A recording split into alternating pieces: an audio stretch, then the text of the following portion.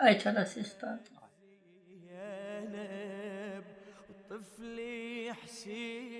It's important to put all the people together, cry together, do sinadani, eat the food, and it keep the message alive.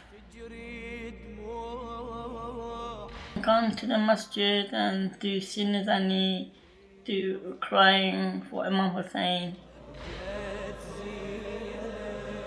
Relax and less tired. Once I was in Assam for Muharram, and basically I went with my family and relatives and went to the street and they were doing Azadari for Imam Hussein. I saw the lion and they were like doing Noah Khuni for Imam Hussein, and I also went to the Tazia for the Imam Hussein. It's exactly saying what has been happening. I feel it's important to beat their chest for Imam Hussein and cry.